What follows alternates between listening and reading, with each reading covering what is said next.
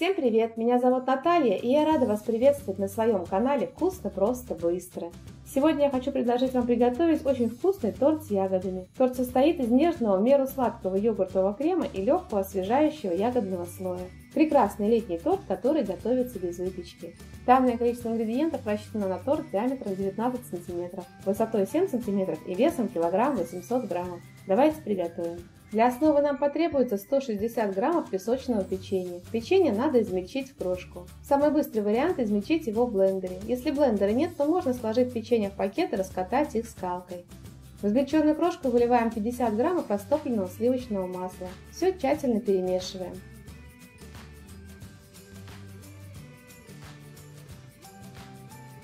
Добавляем 1 столовую ложку молока. Перемешиваем до однородного состояния.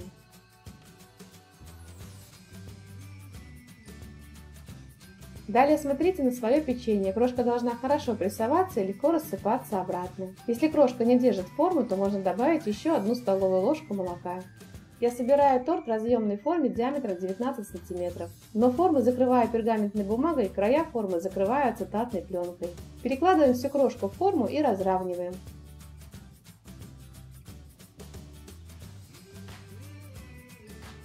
Это будет наша основа. Убираем основу в холодильник и приготовим йогуртовый крем. 8 граммов или 2 полные чайные ложки желатина заливаем 50 граммами или миллилитров холодного молока. Перемешиваем и оставляем набухать. 10 граммов или 2 чайные ложки ванильного сахара смешиваем с 60 граммами или 3 столовыми ложками без верха сахарной пудры. В чистой сухой холодной чаше забьем 200 граммов охлажденных сливок жирностью 30-35%. Начинаем взбивать на минимальных оборотах миксера. Когда сливки начинают пениться, постепенно добавляем к ним сахарную пудру и ванильный сахар. Добавляем часть сахарной пудры, взбиваем секунд 30-40 и добавляем оставшуюся часть.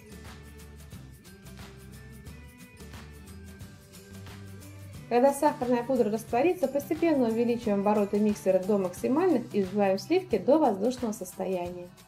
Взбиваем сливки до мягких пиков. В взбитые сливки добавляем 200 граммов густого натурального йогурта. Йогурт в данном рецепте можно заменить сметаной. Перемешиваем на средних оборотах миксера до однородного состояния.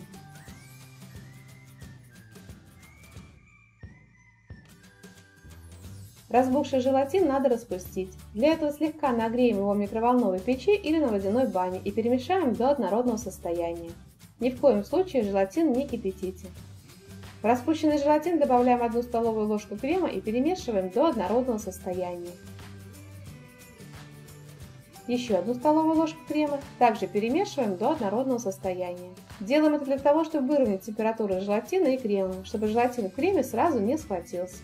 Выливаем желатин в сливочно-йогуртовую массу и на средних оборотах миксера перемешиваем до однородного состояния. Крем готов, переливаем его на основу и равномерно разравниваем.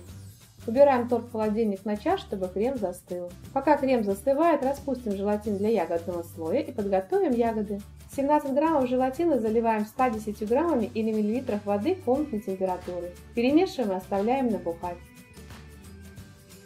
Ягоды моем и просушиваем бумажным полотенцем. Клубнику разрезаем на 2 или 4 части в зависимости, насколько крупная у вас клубника. Черешню разрезаем пополам и убираем косточку.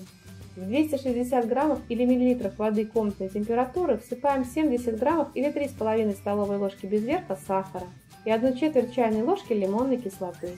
Перемешиваем, чтобы сахар полностью растворился.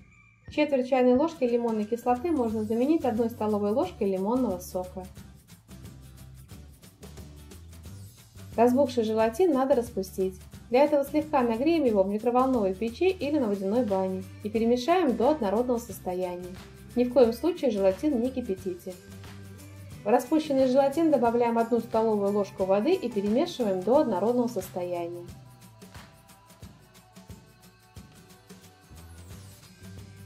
Еще 1 столовую ложку также перемешиваем до однородного состояния.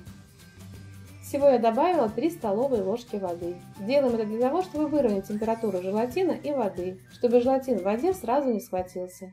Постоянно перемешивая воду, вливаем в нее желатин.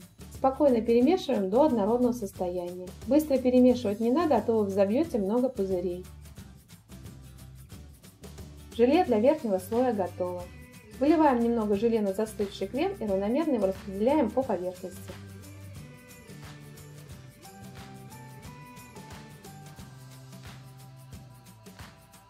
Выкладываем ягоды в один слой на крем в разнообразном порядке.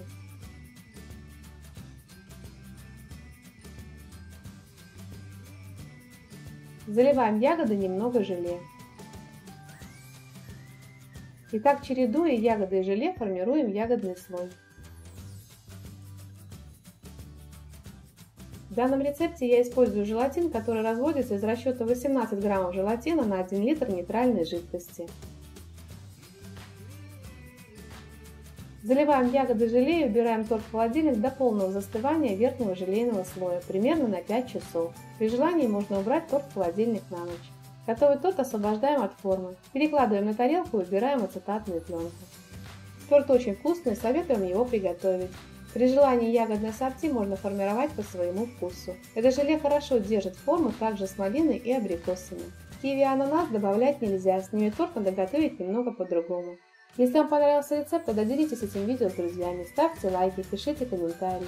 Подписывайтесь на мой канал, смотрите мои другие видео, мне будет очень приятно. Желаю вам приятного аппетита и отличного настроения.